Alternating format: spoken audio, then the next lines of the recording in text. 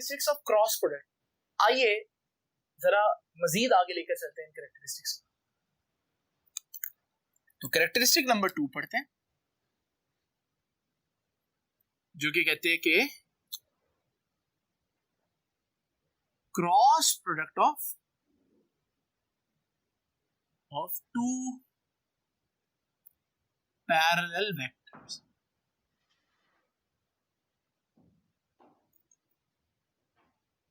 Cross product of two parallel vectors. Parallel vectors क्या होते हैं? ये वेक्टर ये, इसी की डायरेक्शन में एक और वेक्टर डी, यानी कि इनके दरमियान एंगल कितना बना? 0 डिग्री। तो ये हमारे पास है पैरेलल वेक्टर्स। इनका क्रॉस क्या होगा? फार्मूला हमने अभी पढ़ा क्रॉस का। दो वेक्टर्स का cross product A cross B किसके बराबर होता है? A B sine theta N hat. लेकिन उनके दरमियान एंगल कितना है? एंगल तो 0 है, तो साइन थीटा की जगह साइन 0 आ जाएगा, और साइन 0 की वैल्यू तो 0 होती है। लेकिन जब वो इससे मल्टीप्लाई होगा तो हम 0 नहीं लिखेंगे, हम लिखेंगे 0 के ऊपर वेक्टर का निशान भी डालेंगे। तो हमारे पास cross product of two parallel vector, ये सारी स्टेटमेंट लिखकर आपने cross product of two parallel vector आगे लिखना है, is a null vector.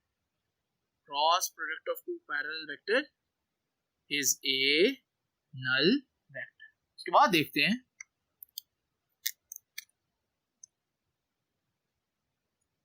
Number 3,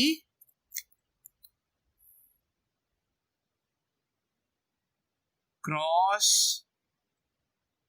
product of two parallel unit vectors. जरा ये देखिए, ये यूनिट वेक्टर्स आई जे के याद है आपको?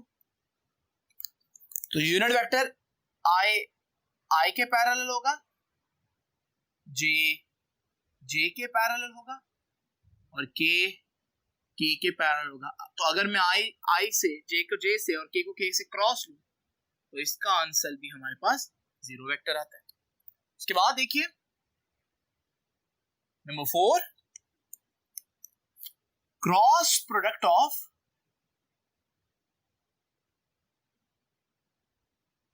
To anti parallel vectors. अब ये एंटी पैरेलल वेक्टर्स क्या है? अगर दो वेक्टर बिल्कुल एक दूसरे के ऑपोजिट हो तो हम एंटी पैरेलल वेक्टर्स कहते हैं। तो जरा देखिए, ये हमारे पास वेक्टर ए है, ये हमारे पास वेक्टर बी है, ये तो पैरेलल होगा। अगर मैं इसकी डायरेक्शन बिल्कुल रिवर्स कर दूं तो एक दूसरे के एंटी पैरेलल है, और इस एंगल को हम क्या कहते हैं? जो इनके दरमियान होगा 180 डिग्री के। तो ये हमारे पास बनेगा ए क्रॉस बी, वही formula, is equals to A B sine theta N hat. लेकिन एंगल कितना है? साइन 180। जो साइन 180 आएगा, साइन 180 भी 0 ही होता है। तो हमारे पास ए क्रॉस बी कितना आएगा? ए क्रॉस बी आएगा फिर से नल वेक्टर। और आप इसको लिखेंगे, cross product of two anti parallel vector is a null vector. ठीक हो गया जी? अब जरा देखते हैं नंबर 4, नंबर 5। नंबर 5 है self cross product of a vector. Self cross product of A vector. एक वेक्टर को उसके खुद के साथ क्रॉस कर देना। ये एक वेक्टर ए है, फिर से यही वेक्टर ए, इनके दरमियान एंगल क्या होगा? सेम डायरेक्शन में 0 डिग्री। जरा देते हैं जी इसका क्रॉस प्रोडक्ट कितना आएगा। Again A cross B is equal to A B sine theta N hat. लेकिन अब फिर से एंगल क्या बन रहा है? 0, और हमारे पास साइन 0 होता है, तो ये बन जाएगा A cross B is equal to तो आपने देखा कि इन सब के ये चारों के चारों जो हम लोगों ने ये चारों के चारों कैरेक्टरिस्टिक मैंने साथ क्यों पढ़ाए हैं, क्योंकि आप देख रहे हैं इन सब का जो रिजल्टेंट है या आंसर है वो एक जैसा आ रहा है। तो यहां से एक बड़ी इंपॉर्टेंट बात सीखते हैं। अगर हमें यह कहा जाए कि डॉट प्रोडक्ट कब जीरो होता है, तो हम लोगों ने पढ़ा था डॉट प्रोडक्ट कब जीरो होता था, जब वेक्टर्स आपस में 90 डिग्री हो, कि वहां कॉस आता था और कॉस 90 जीरो होता है। लेकिन आज जरा देखते हैं, अब वो कह रहा है कि at what angle the cross product is zero, किस एंगल पर क्रॉस प्रोडक्ट जीरो होगा। तो option A 0 degree, option B 180 degree और option C both A and B. किस एंगल पर हमारे पास सेम होगा जी, तो 0 डिग्री पे अब हमें मालूम है ए क्रॉस बी किसके बराबर है, ए बी साइन थीटा, और साइन थीटा थीटा की जगह 0 पुट करें तो भी आंसर 0 आता है, और थीटा की जगह 180 पुट करें तो भी साइन 180 तो 0 ही है। तो फिर इसका आंसर क्या बना, किस एंगल पर क्रॉस 0 होगा, डॉट तो 90 पर 0 होता था, क्रॉस किस पर 0 होगा, तो क्रॉस 0 होगा 180 डिग्री पर भी और 0 पर, पैरेलल और एंटी पैरेलल, ऐसा ही है। तो अगर आप लोगों ने ये आंसर लिखा है तो सैडली ये फिर गलत है, क्योंकि स्टेटमेंट को आपने फिर बड़े ध्यान से नहीं देखा। ये देखिए दोबारा पढ़ता हूं स्टेटमेंट क्या कहती है कि at what angle the cross product will be 0। बेटा आपको याद है 0 तो स्केलर, और स्केलर जो है क्रॉस प्रोडक्ट का आंसर तो वेक्टर आना चाहिए, इसलिए आप कहेंगे कि this is not possible, D option. अब जरा देखिए यहां पर ये स्टेटमेंट अगर कुछ इस तरह से होती है, at what angle the cross product of two vector is a null vector, और फिर यही ऑप्शंस होते तो इनमें both A and B, null vector आएगा। तो डॉट में हमारा आंसर 0 आता था, क्रॉस में हमारा आंसर 0 नहीं आएगा, क्रॉस में हमारा आंसर नल वेक्टर आएगा। हाँ उसका मैग्नीट्यूड 0 आ सकता है अगर मैग्नीट्यूड की बात करें, तो प्लीज स्टेटमेंट को बड़े ही ध्यान से देखें।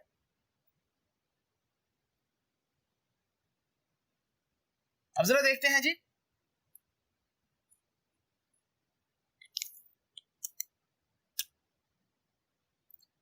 तो क्रॉस प्रोडक्ट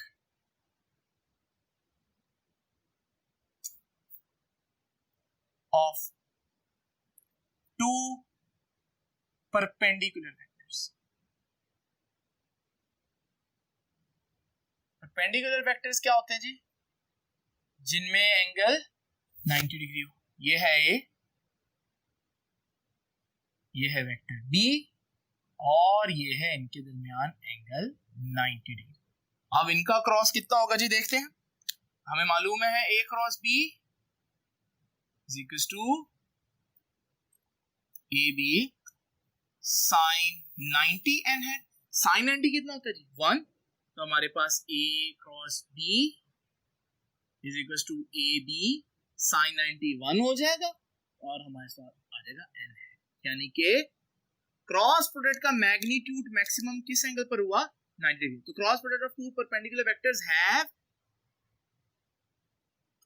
मैक्सिमम मैग्नीट्यूड, और ये बात मैंने पहले भी आपको दिखाई है कि जैसे जैसे हम एंगल बढ़ाते हैं क्रॉस प्रोडक्ट का आंसर बढ़ता है, और 90 पर क्रॉस प्रोडक्ट का आंसर जो है वो मैक्सिमम हो जाता है।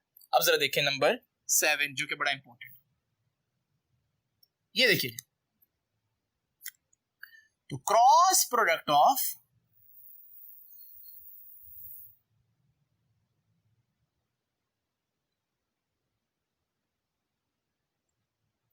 Perpendicular unit vectors I J K को किस तरह से आपने इसका क्रॉस लेना, ये देखिए। तो आई क्रॉस जे कैसे लेना, जे क्रॉस के कैसे लेना, और के क्रॉस आई कैसे लेना। तो जरा देखिएगा, तवज्जो कीजिए। इसके लिए आप सिंपल क्या करें, एक सर्कल ड्रॉ करें, और इस सर्कल को जरा देखते हैं। आपने इस सर्कल पर कोई से 3 पॉइंट्स ले लेने, और इन 3 पॉइंट्स पर कहीं भी ले लेते, इन 3 पॉइंट्स में एक पर I, एक पर J लिख लें और एक पर K लिख लें। ये आपने I, J और K लिख लें। उसके बाद आप इनको एरोज लगा दें। ये मैंने एरो लगा दिए, सेम डायरेक्शन में सारे एरो लगाने, यानी मैंने एरो लगाया इस डायरेक्शन में, सब एरोज ऐसे जा। अब आप यहां पर क्रॉस ले लें। अब जरा देखिए, मैंने लेना I क्रॉस J, ये देखिए I क्रॉस J, ऐसे गया मैं I क्रॉस J, जो सामने लिखा है वही आंसर है। I क्रॉस J इसके बराबर है K। और आपने एक और बात देखी कि मैं एरो की डायरेक्शन में गया हूं, इसलिए मैंने प्लस लिया। J क्रॉस K देखते हैं, J क्रॉस K, आगे क्या पड़ा है I, और आप एरो की डायरेक्शन में गए हैं, देखें, इसका मतलब I हैड आंसर। इस तरह K cross I, K cross I, answer क्या होगा J हैड। आप देख रहे हैं ये आंसर है। इसी तरह अगर वो क्या J क्रॉस I, तो J क्रॉस I किसके बराबर है, जरा देखते हैं। J क्रॉस I जो सामने लिखा है, लेकिन जब आप यूं जाएंगे तो देखें आप एरो के ऑपोजिट जा रहे हैं, तो J cross I is equal to K नहीं लिखूंगा, माइनस K लिखूंगा। इसी तरह जरा जल्दी से आप खुद K क्रॉस J का आंसर देखें, K क्रॉस J का आंसर जुबानी निकालें, क्या आंसर आया जी। अगर आपका आंसर माइनस I आया तो फिर आपका आंसर ठीक है, क्योंकि K क्रॉस J में आप ऐसे जाएंगे K से J की तरफ, आंसर तो I आएगा, लेकिन आप ऑपोजिट जा रहे हैं एरोज के, तो माइनस I है। और इसी तरह आप I क्रॉस A का आंसर भी निकाल सकते हैं। तो ये है यूनिट वेक्टर्स को क्रॉस करने का तरीका। कि आपने देखा क्रॉस और डॉट प्रोडक्ट बहुत ही जगहों पर एक दूसरे के बिल्कुल उल्ट चल रहे हैं। यहां पर अगर आप देखें, वहां I डॉट I 1 होता था, यहाँ I cross I null vector है, वहां I डॉट J 0 होता था, जबकि यहाँ I क्रॉस J जो है वो K है। तो वहां जो चीजें 0 होती हैं, यहाँ वो आंसर 0 नहीं है, वहां जो चीजें मैक्सिमम थी, यहाँ वो आंसर 0। तो ये बड़ी इंपॉर्टेंट बात है, इसको आप लोगों ने ध्यान से देखना है। अब जरा देखते हैं बहुत इंपॉर्टेंट कैरेक्टरिस्टिक, और वो है cross product in terms of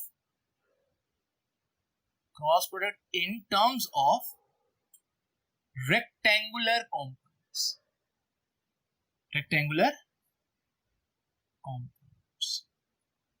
ये देखिए, अच्छा मैं यहां पर फिर से बता दूं, ये चीज सिर्फ और सिर्फ रफ वर्क के लिए, आपने सिर्फ इसका आंसर लिखना है, लेकिन मैं यहां पर पहले आपके सामने रफ वर्क करूंगा, आप लोग वो नोट करें अपने पास, और फिर जब मैं मिटा दूंगा तो जो मैं लिखूंगा आपने क्वेश्चन में सिर्फ उतना ही लिखना है। लेकिन ये रफ वर्क आपको पता होना चाहिए, क्योंकि मैं कह सकता हूं कि ये आंसर भी निकालें, तो एमसीक्यू में या शॉर्ट क्वेश्चन में हाथों पर ये पूछा जा सकता है। तो जरा देखिए जी,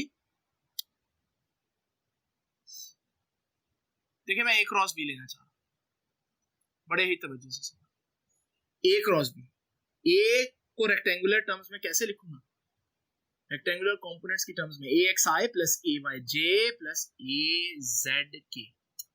उसके बाद क्रॉस आएगा, B को कैसे लिखूंगा रेक्टेंगुलर कंपोनेंट्स की फॉर्म में, BXI plus BYJ plus BZK। अब आपने मल्टीप्लाई करना है बारी बारी, तो जरा देखिएगा, जब आप मल्टीप्लाई करेंगे तो आपका आंसर क्या आएगा। पहले ये जो एक चीज है, इसको इससे भी मल्टीप्लाई करना है, इससे भी और इससे भी, बताया था ना मैंने आपको। तो जरा देखें, AX BX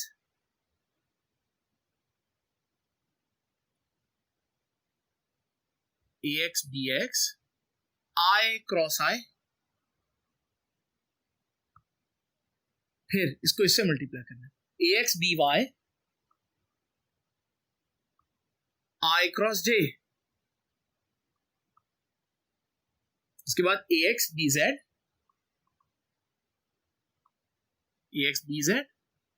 I cross K। ये है हमारे पास, इसको मल्टीप्लाई करते हैं। अब मैं मल्टीप्लाई करता हूं इसको सबसे, इससे भी और इससे। देखिए जी, ये आ जाएगा जी ए Y D x J cross आई,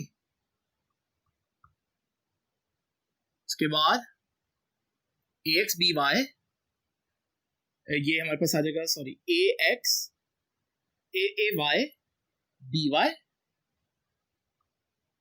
साथ जे क्रॉस जे, और फिर तीसरी टर्म आ जाएगी ए Y B Z J cross के। अब जरा देखिए जी, अब रह गई थर्ड टर्म, तो थर्ड टर्म को मैं अब इससे भी मल्टीप्लाई करूंगा, इससे भी और इससे भी। तो जरा देखो ए Z B X K cross आई, उसके बाद ए जेड बी वाई के क्रॉस जे, और ए जेड बी जेड के क्रॉस के।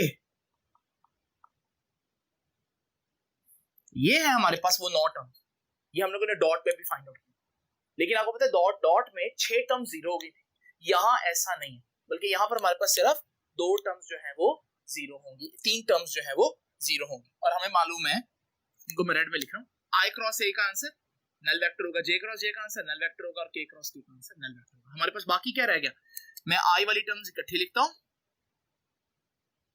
तो ये देखिए जी आई में ये देखिए आई क्रॉस जे ए एक्स बी वाई, आई क्रॉस जे कितना होता है, ये देखिए मैंने यहाँ पर बनाया हुआ है सारी चीजें, आई क्रॉस जे के होता है, ये अब आप लोगों ने यहां से देखना जी, आई क्रॉस जे के है। इसके बाद ये टर्म कितनी हुई ए एक्स बी जेड, आई क्रॉस के कितना होता है जी, आई क्रॉस के माइनस जे होगा, ठीक है, तो ये माइनस जे आएगा, तो मैं जे इधर लिख देता हूँ और माइनस इधर, ये आ गया जी माइनस, और फिर इसी तरह हमारे पास ये आ जाएगी तीसरी टर्म, ये भी हो गई, ये भी हो गई, ठीक है। अब इसको जरा देखो A Y B Z A Y B X J cross I, और जे क्रॉस आई जो है वो माइनस की होगी, फिर यहाँ पर माइनस आ जाए और क्या है, और फिर ये टर्म भी होगी जी, उसके बाद ये तो वैसे ही जीरो हो गई थी, नल वेक्टर हो गई थी। अब हमारे पास ये A Y B Z A Y B Z J cross K, और जे क्रॉस के कितना होता है, जे क्रॉस के आई होता है, और उसके बाद ये टर्म भी होगी थी, उसके बाद ये देखते हैं A Z B X K cross I जो है वो जे होगा, और फिर A Z B Y last term K cross J जो है वो हमारे पास माइनस आई। ये हमारे पास सारी टर्म्स जो है वो मैंने लिखी, तो थोड़ा सा तो सिंप्लीफाई हो गया, तो मैं सर सिंप्लीफाई करने के लिए ताकि हम कंफ्यूजन से बचें, ये ऊपर वाली टर्म्स को मैं मिटा रहा हूं, ठीक है, आप इसको नोट कर लीजिएगा।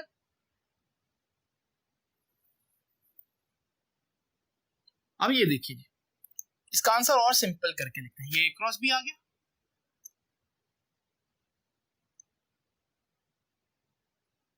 ये देखिए जी आई वाली टर्म्स में इकट्ठी लिखता हूँ, कौन कौन सी टर्म है, ये टर्म है और ये टर्म, देख रहे हैं आप। अब मैं आपके सामने यहीं पर ही आई हैट को कॉमन ले लेता हूँ, क्योंकि दोनों में आई हैट जब कॉमन आ जाएगा अंदर क्या रह जाएगा, ए Y B Z minus A Z B Y. चलिए मैं ऐसा करता हूँ, इसको स्टेप बाय स्टेप करते हैं ताकि थोड़ा सा आपको आसानी हो जाए। ये देखिए तो ये दोनों आई वाली टर्म्स में इकट्ठी लिख रहा हूँ, A Y B Z I hat minus A Z B Y I hat, उसके बाद जे वाली टर्म्स लिखता हूँ, जे वाली term A X B Z J hat, और दूसरी जे हैट की टर्म ये है कि ये माइनस में है, तो यहां से यहां माइनस लेता हूं, और दूसरी टर्म क्या है ए जेड बी एक्स जे, उसके बाद के वाली टर्म्स लिख लेता हूं, के में ए एक्स बी वाई के है, और दूसरी टर्म है के हैट की ये वाली, और ये आ जाएगी माइनस ए वाई बी एक्स। अब मजीद देखिए जी, मजीद सिंप्लीफाई करते हैं। पहली दो टर्म्स में से क्या कॉमन आ रहा है? आई हैड कॉमन आ रहा है, हमारे पास बचा ए क्रॉस बी आया। यहां से दोनों में से आई हैड कॉमन आएगा तो अंदर क्या रह जाएगा? ए Y B Z minus A Z B Y. उसके बाद यहां से हम नेगेटिव कॉमन ले लो, नेगेटिव कॉमन लोगे और साथ जे भी कॉमन आ जाएगा, दोनों में जे है तो अंदर ये नेगेटिव टर्म पॉजिटिव हो जाएगी, क्या बनेगी? ए X B Z minus A Z B x. और फिर लास्ट टर्म में से आप के कॉमन लेंगे तो के हेड कॉमन लेंगे तो अंदर क्या रह जाएगा? ए एक्स बी वाई माइनस ए वाई बी। तो ये है हमारे पास वेक्टर का फाइनल आंसर। आप देख रहे हैं ये आसान नहीं है, डॉट में बहुत आसान था, लेकिन अभी आपके लिए मजीद आसान करते हैं। तो ये देखिए जी, फाइनल चीज जो आप लोगों को याद करनी है वो है ये सारा रफ वर्क था ताकि आपको पता हो कि आंसर आया कहां से। ये है वो चीज जो आपको लिखनी है। इसको मैं फिर से एक दफा ऊपर लिख देता हूं ताकि किसी किस्म की कंफ्यूजन ना रह जाए। एक ही लाइन में लिखनी है इसको। ये है ए क्रॉस बी, ये आ रहा है फर्स्ट ब्रैकेट से बाहर आई हैड, अंदर ए Y B Z minus A Z B Y. उसके बाद यहां बुक ने एक छोटा सा काम किया, उसने ये नेगेटिव को यहां नहीं लिखा और उसके बदले में इसने इसको अंदर मल्टीप्लाई कर दिया और नेगेटिव वाली टर्म पहले लिख दी और पॉजिटिव वाली बाद में। एक ही बात है। तो मैं भी अब बुक के हिसाब से लिख रहा हूं, तो मैं यहाँ माइनस नहीं पुट करता, मैं यहाँ प्लस पुट कर देता हूं, तो प्लस जे। और अब ये वाली टर्म मुझे पहले लिखनी पड़ेगी, ए जेड बी एक्स, ये पॉजिटिव हो जाएगी टर्म और माइनस हो जाएगी ए एक्स बी जेड। और फिर हमारे पास के हेड और के हेड के साथ आ रहा है ए एक्स बी वाई माइनस ए वाई बी एक्स। ये है हमारे पास क्रॉस प्रोडक्ट। क्या आपको ये मुश्किल लग रहा है क्रॉस प्रोडक्ट याद करना?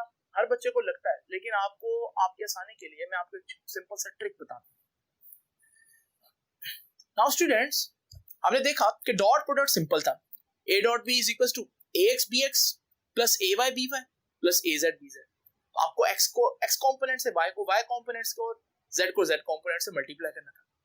लेकिन अगर आप क्रॉस प्रोडक्ट देखें तो क्रॉस प्रोडक्ट का फार्मूला जो है वो काफी हद तक मुश्किल आ रहा है। अब आपको सोचना है कि किस तरह से पूरा डिराइव तो हम कर नहीं सकते, तो अगर हमें जो है ना वो अचानक से एक क्वेश्चन आ जाए किसी टेस्ट में या पेपर में तो कैसे अटेम्प्ट करेंगे, क्योंकि इतना बड़ा फार्मूला कैसे याद रखना है। मैं अब आपको सिंपल तरीका बताता हूँ इस फार्मूले को याद रखने का। ये देखिए, सबसे पहले तो आपने लेफ्ट हैंड साइड पे रख लिया ए क्रॉस बी। अब आपने राइट हैंड साइड पर 3 ब्रैकेट्स डाल, ठीक है, डल गए ब्रैकेट्स। अब आपने पहली ब्रैकेट के बाहर आई हैट लिख देना है, दूसरी ब्रैकेट के बाहर जे हैट लिख देना है और तीसरी ब्रैकेट के बाहर के हैट लिख देना है। लिख लिए? अब आपने क्या करना है, हर ब्रैकेट के अंदर A B minus A B लिख दें, तो दूसरी ब्रैकेट में भी लिख दें और इसी तरह तीसरी ब्रैकेट में भी A B minus A B लिख दें। अब जरा इमेजिन करें पहली ब्रैकेट के बाहर क्या था? आई हैट कौन से एक्सिस में होता बेटा? एक्स एक्सिस में। तो फिर कौन कौन से दो रह गए? वाई और जेड। तो अब ये आप अंदर लिखेंगे y और z और z और y। तो ये हमारे पास पहली टर्म तैयार हो। ठीक, इसी तरह हमारे पास दूसरी ब्रैकेट में क्या है? दूसरी ब्रैकेट के बाहर लिखा हुआ है j हैट। j हैट कौन से एक्सिस में होता है? हाँ जी, y एक्सिस में होता है। तो कौन कौन से रह गए? z और x। एक्सिस दो रह गए, तो हम z और x और z अंदर लिख देंगे। इसी तरह से आखिरी ब्रैकेट में देखें तो हमारे पास k हैट जो है, k हैट वो बाहर है, तो हम के हेड कौन से एक्सिस में होता है? z axis. तो बाकी क्या रह गया? x और y। हम लिखेंगे x और y और y और x और देखिए हमारा फार्मूला रेडी। तो आप सिर्फ इतनी सी छोटी सी एफर्ट कर लें ताकि आप लोग इसको फौरन से फार्मूले की शक्ल मिलाकर आप क्रॉस प्रोडक्ट निकाल सकें।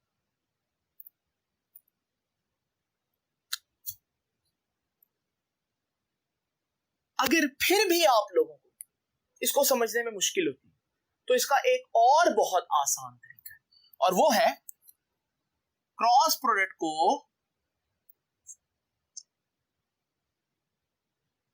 In the form of determinant. ये आप लोगों ने 10th में पढ़ा है मैट्रिक्स के अंदर। कि आप क्रॉस प्रोडक्ट को ऐसे भी लिख सकते हैं। वो कैसे लिख सकते हैं जी?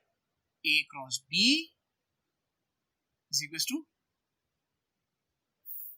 आप एक डिटर्मिनेंट लें और उस डिटर्मिनेंट में सबसे ऊपर I हैट, J हैट और K हैट ले लें, और I एक्स एक्सिस में होता है तो एक जो पहला वेक्टर है पहले उसका एक्स कंपोनेंट लिखें और फिर जो दूसरा वेक्टर है उसका एक्स कंपोनेंट, फिर J हैट Y कंपोनेंट और B का भी Y कंपोनेंट, और फिर K हैट में A का Z कंपोनेंट और B का Z कंपोनेंट। अगर आप इसको सॉल्व करेंगे, इसको सॉल्व करने पर भी आपके पास यही चीज है। जरा चेक करते हैं इसको सॉल्व करने पर कैसे ये चीज है। ये हमारे पास एक 3x3 मैट्रिक्स है। 3x3 का मतलब है कि इसकी 3 रोज और 3 कॉलम्स है। इसको कैसे सॉल्व करना है, क्योंकि आपने 2x2 को तो सॉल्व करना सीखा है। जरा एक जगह इमेजिन करें कि 2x2 को हम कैसे सॉल्व करें। ये हमारे पास एक 2x2 मैट्रिक्स है। तो आपने क्या करना है, ये A B C D 4 terms हैं और आपने सिंपल क्या करना है, ये डायगोनल्स को मल्टीप्लाई करके सबट्रैक्ट कर देना। तो ये हमारे पास AD माइनस BC, ये इसका आंसर है। तो यहां पर भी हम ऐसे करेंगे। अब जरा देखिए, हम सबसे पहले ये 3x3 मैट्रिक्स है, इसको हमें 2x2 बनाना पड़ेगा। पहली टर्म सेलेक्ट करें। पहली टर्म क्या है? I hat. आपने I हैट को सेलेक्ट कर लिया। अब I हैट की रो और I हैट के कॉलम को थोड़ी देर के लिए, ठीक है जी। अब आप I हैट की रो और I हैट के कॉलम को भूल गए। अब हमारे पास पीछे जो 4 टर्म्स रह गई हैं वो तो 2x2 मैट्रिक्स है, तो उसको आप डायगोनली मल्टीप्लाई करें और सबट्रैक्ट कर दें। तो ये देखिए जी, डायगोनल से मल्टीप्लाई करके सबट्रैक्ट करके ये आ गया आपके पास आंसर। अब आप नेक्स्ट टर्म सेलेक्ट करें। नेक्स्ट टर्म हमारे पास J हैट है। J हैट की रो और J हैट का कॉलम जो है वो थोड़ी देर के लिए भूल जाएं और फिर आप इसको 2x2 मैट्रिक्स समझकर सॉल्व कर दें। इसी तरह जो हमारे पास थर्ड है K हैट, आप उसकी रो और उसका जो कॉलम है वो भी भूल जाएं और फिर इसको 2x2 मैट्रिक्स की तरह सॉल्व करें और आप देखेंगे कि आपके पास जो चीज है वो फिर से वही फार्मूला आ गया जो हमने पहले था। तो ये आप पर डिपेंड करता है। कुछ बच्चों को फार्मूला यूज करना डिफिकल्ट लगता है। उसकी रीजन ये है कि वो जो फार्मूला अगर आप लोगों को नहीं लिखना आता तो वो इस वजह से बच्चे फिर इस मेथड की तरफ जाते हैं। लेकिन आप लोगों को मालूम है कि एक्चुअली फार्मूला लिखना इससे भी कई ज्यादा आसान है अगर आप छोटा सा ट्रिक याद रखें जो मैंने आपको बताया। ठीक है बच्चों, एक एग्जांपल करते हैं और फिर लास्ट पॉइंट पढ़ते हैं। ये देखिए जी, एक एग्जांपल। मेरे पास दो वेक्टर्स हैं। वेक्टर ए है 2i plus 3j plus 4k। दूसरा वेक्टर है 4i plus 6j plus 8k। मुझे कहते हैं इन दोनों का क्रॉस निकालें। जरा देखते हैं यहीं पर डायरेक्ट क्रॉस निकालें। ये देखिए a क्रॉस b जो है, यहां पर फॉर्मूला लिखा आई हैट लिखे, पहले तो फॉर्मूला लिखे ना, तो वो मेरे पास ऑलरेडी लिखा हुआ। a के y को b के z से मल्टीप्लाई करें। तो भाई a का y कंपोनेंट जरा देखते हैं, a का y कंपोनेंट ये और b का z कंपोनेंट ये, तो 3 8 24 माइनस a के z को b के y से मल्टीप्लाई करें। a का z ये है और b का y ये है, 4 6 24 और फिर आगे देखें प्लस j हैट। लो भाई अब जरा देखें j हैट, a के z को b के x से मल्टीप्लाई करना है। ये देखिए a का z ये है और b का x ये है, 4 4 16 माइनस फॉर्मूले का, और a के x को b के z से मल्टीप्लाई करें तो a का x ये है और b का z ये है, 2 8 अगेन 16। और फिर हमारे पास इसी तरह k हैट से फॉर्मूला लिखें और a के x को b के y से मल्टीप्लाई करें। तो ये देखें a का x और b के y से मल्टीप्लाई कर दिया, 2 6 12 माइनस b के y को a के x से मल्टीप्लाई करें। ठीक है, तो हमारे पास b के x को a के y से मल्टीप्लाई, तो b का x क्या है 4 और a का y क्या है 3, तो 4 3 12। आप देख रहे हैं आपके पास जो आंसर आ रहा है वो तो 0 आ रहा है। 0 नहीं कहना बेटा, क्या कहना है, नल वेक्टर आ रहा है। अब यहां से हमें अंदाजा हुआ, एक तो मैंने इसी एग्जांपल के अंदर आपको ये भी सिखा दिया कि किस तरह वैल्यूज पुट करके डॉट क्रॉस लेना है। डॉट लेना बड़ा आसान था, x को x से, y को y से और z को z से मल्टीप्लाई करें। लेकिन हमारे पास यहाँ पर क्रॉस लेना थोड़ा सा डिफिकल्ट है, लेकिन आप कर सकते हैं इसको। और a क्रॉस b का आंसर क्या रहा है, नल वेक्टर। जरा इमेजिन करें आंसर नल वेक्टर कब आता है, क्रॉस का आंसर नल वेक्टर आता है जब दो वेक्टर्स आपस में पैरेलल हो। इसका मतलब ये दोनों वेक्टर्स आपस में पैरेलल हैं।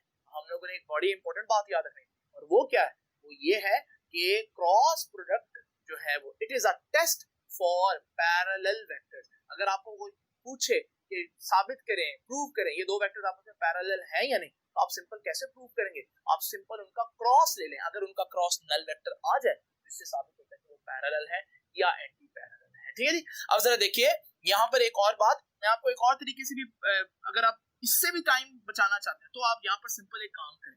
ये देखें, इस वेक्टर में आपको कुछ कॉमन नजर आ रहा है? इन दोनों वेक्टर्स में 2 कॉमन है। जब 2 कॉमन लोगे अंदर क्या रह जाएगा? अंदर रह जाएगा 2i प्लस 3 रह जाएगा अंदर, क्योंकि 2 3 से 6 होता है, और यहाँ से 8 में से 2 कॉमन जाएगा तो 4 रह जाएगा, तो 4 की ये आ गया थी। और अगर आप देखो ये तो सारी की सारी चीज यही बन रही ऊपर वाली। इसका मतलब क्या हुआ? इसका मतलब ये हुआ कि अगर हम देखें तो ये वेक्टर a है और ये 2 टाइम्स ही वेक्टर a है, तो फिर पैरेलल तो होंगे क्योंकि सिर्फ 2 टाइम्स पढ़ रहे हैं।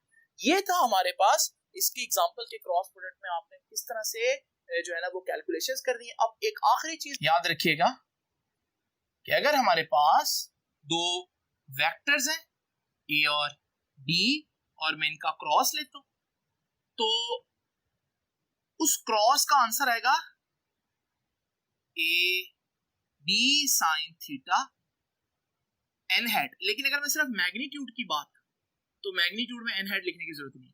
ये मैग्नीट्यूड कितना आएगा? अगर इन दोनों वेक्टर्स के मिलने से एक पैरेलल ग्राम आप इमेजिन करें, इस डायग्राम को पैरेलल ग्राम जिसमें पैरेलल साइड्स हो आमने सामने की, एंगल 90 ना हो, इसे बोलते हैं। तो इसका जो एरिया है इस पैरेलल ग्राम का वो a क्रॉस b के मैग्नीट्यूड के बराबर होगा। याद रखिए, तो a क्रॉस b का मैग्नीट्यूड जो है वो एरिया ऑफ पैरेलल ग्राम के बराबर है। ये था आज का लेक्चर। नेक्स्ट टाइम हम पढ़ेंगे इंशाल्लाह टॉर्क के बारे में। तो आप लोग जो है वो अच्छे से इसको तैयार कर लें क्योंकि हमारे पास टॉर्क में क्रॉस प्रोडक्ट का बहुत ज्यादा कॉन्सेप्ट इन्वॉल्व है। तब तक के लिए अल्लाह हाफिज।